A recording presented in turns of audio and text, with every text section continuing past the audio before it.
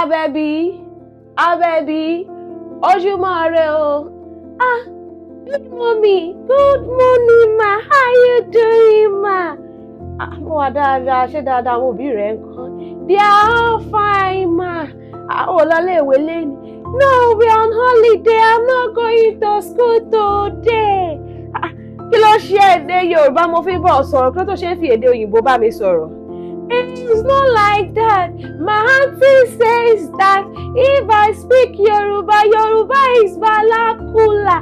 That I should not speak it. Ha! Tọ́ Yoruba vernacular. Ibi abadere. Kai.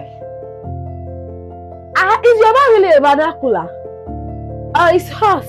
However, la pàdé àdùpọ̀ láàrò pé òkè ká sọ Yorùbá ní vernacular, èdè tí ò da, èdè tí ò ṣe rí, èdè tí ò ṣe gbéga. I do not understand.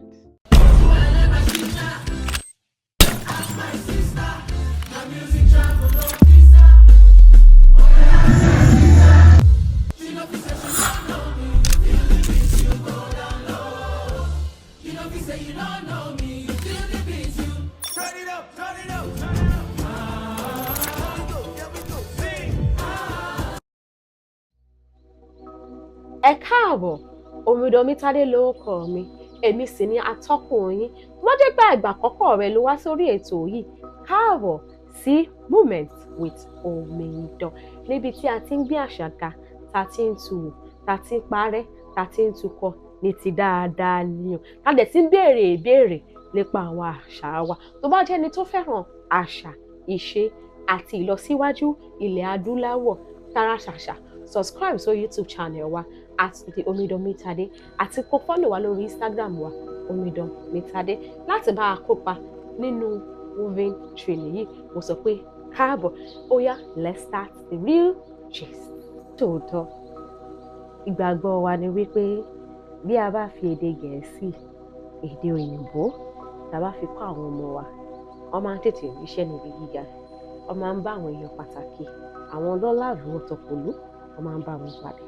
Àmọ́ ṣé yóò mọ̀ wípé bó bá ṣe ń kọ́ ọmọ rẹ ní èdè Yorùbá tó sì ń kọ́ lédè Gẹ̀ẹ́sì, á lè tètè jẹ́ kí ọmọ náà ó ní ìyí.